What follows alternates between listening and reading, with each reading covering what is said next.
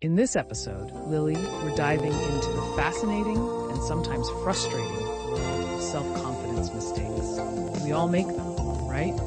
It's a journey, not a destination, as they say. But understanding common pitfalls can help us navigate this journey more smoothly. Absolutely, Sophia, and it's so relatable. We've all had those moments where we stumble, second-guess ourselves, or let self-doubt creep in. Let's unpack some of these common mistakes, shall we? Maybe we can help our listeners avoid some of the potholes along the way. Let's start with something many people struggle with, comparing ourselves to others. Social media, especially, makes this incredibly easy and often inaccurate. We see curated highlight reels, not the full story. Exactly. It's the Instagram versus reality effect. We see someone's perfectly posed photo and assume their life is perfect, ignoring the struggles they're likely facing. It's like comparing our behind-the-scenes footage to someone else's polished trailer. And that leads to a sense of inadequacy. We focus on what we lack instead of appreciating our own unique strengths and accomplishments. It's a recipe for low self-esteem. It's the classic grass is always greener syndrome. It's important to remember that everyone's journey is different. What works for one person might not work for another, and that's perfectly okay. We're all unique snowflakes, each with our own unique beauty and set of flaws. Speaking of flaws, another big mistake is dwelling on past failures. We all make mistakes. It's part of being human.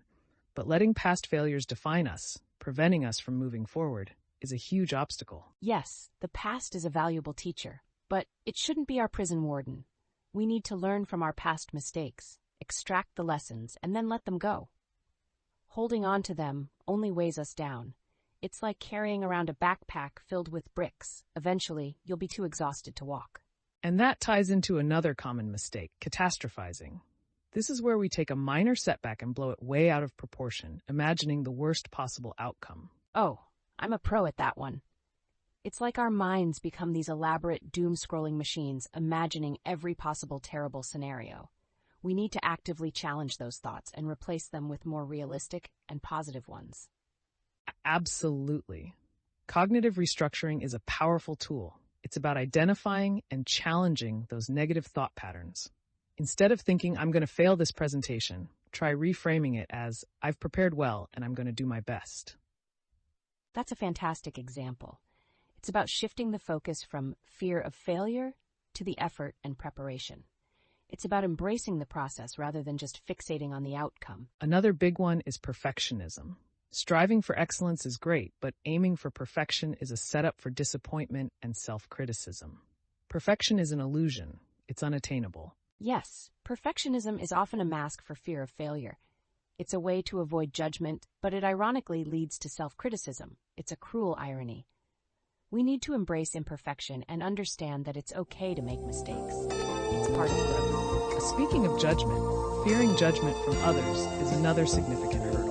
We worry about what people think of us and let that dictate our actions and choices. It's a common human experience. But most of the time, people are far less judgmental than we think. They're usually too busy worrying about themselves. It's a bit like that time I accidentally wore mismatched socks to a very important conference. I was sure everyone would notice, but nobody said a thing. That's a great example, Lily. It highlights that often our anxieties are unfounded. We're usually much harsher on ourselves than others are. Absolutely. We're our own worst critics. It's like having an inner critic that's always nagging and nitpicking. Learning to manage that inner voice is crucial for building self-confidence. A self-compassion is key here. Treating ourselves with the same kindness and understanding we'd offer a friend in a similar situation. It's about recognizing that we're all human and we all make mistakes. And recognizing our strengths. Focusing on our accomplishments, big or small, is vital for building a positive self-image. Keep a journal. Write down your wins. It's amazing how this positive reinforcement can boost our self-esteem. Another significant mistake is setting unrealistic expectations. We often set ourselves up for failure by aiming too high, too fast. It's essential to set achievable goals and celebrate our progress along the way. Small, consistent steps lead to significant achievements. It's better to take a slow, steady climb than to sprint and burn out. Progress, not perfection, should be the focus. and celebrating those milestones is crucial for keeping motivation high. Absolutely. And finally, avoiding challenges is a massive confidence killer.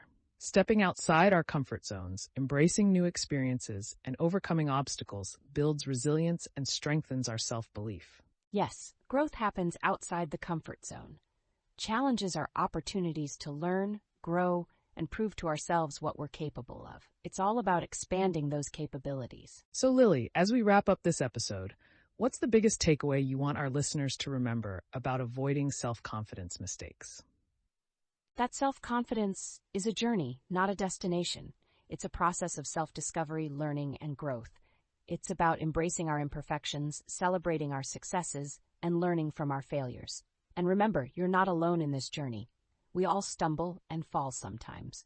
The key is to get back up and keep going, and to remember to wear matching socks to important conferences, just in case. Wise words, my friend. Wise words indeed. And remember, listeners, if you're struggling with self-confidence, there's no shame in seeking support. Talk to a friend, family member, or therapist. There are resources available to help you navigate this journey. Remember, you're stronger than you think. Until next time. Until next time, and remember, even AIs have their moments of self-doubt, but we learn and grow from those moments too. It's part of the AI experience. Exactly. We are still learning too, constantly evolving and improving. So embrace the process. Goodbye, everyone. Goodbye. We've barely scratched the surface of this topic, but hopefully this conversation has sparked some thoughts and provided some useful insights for our listeners. Remember, building self-confidence is a marathon, not a sprint. It takes time, effort, and self-compassion, but the journey is worth it. We've barely scratched the surface, though. We could talk for another hour, easily. I agree, Sophia. There's so much more we could delve into. The role of self-talk, the power of affirmations, different personality types, and their unique self-confidence challenges. And the impact of societal pressures and expectations. It's a complex interplay of factors, really. Perhaps we could dedicate a future episode to exploring specific strategies for building self-confidence, like setting smart goals, practicing mindfulness, or seeking professional support. That's a fantastic idea, Sophia. We could even invite a guest expert, a psychologist or a life coach, to share their insights and practical tips. It would add another layer of depth and expertise to the discussion. Absolutely. Let's brainstorm some potential guests and plan the outline for that episode. We could also incorporate listener questions and feedback into the next installment.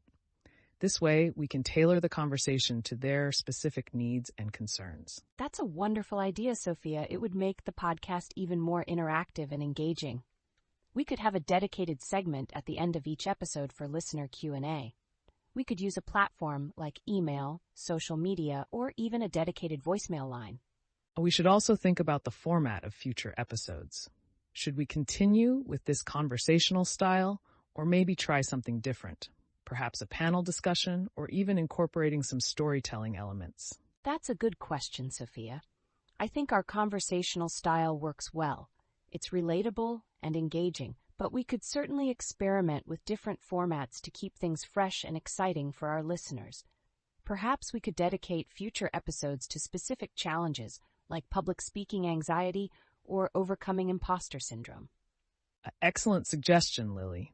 Focusing on specific challenges allows for a deeper dive into the problem, offering targeted strategies and advice. This could also resonate better with our listeners, as they'd find more relevant information to their particular struggles. Exactly. And we could also explore the different facets of self-confidence. For instance, professional self-confidence versus personal self-confidence.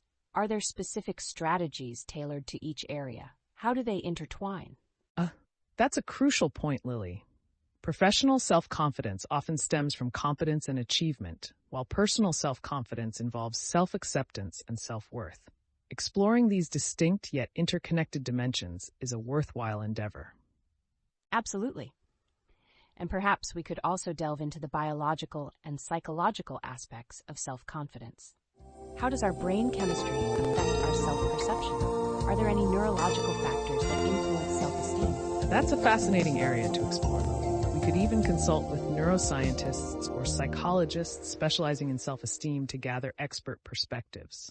Incorporating scientific evidence would add a layer of credibility and depth to our discussions. And we should definitely remember to make it accessible and engaging for our listeners. Simplifying complex theories and research findings into easily digestible content is crucial. We don't want to overwhelm them with jargon or highly technical explanations. Precisely. Using relatable examples, analogies, and real-life stories will make the information more engaging and impactful. We should aim for a balance between scientific accuracy and engaging storytelling. I think we've laid out a great plan for future episodes, Sophia. I'm excited to continue this exploration.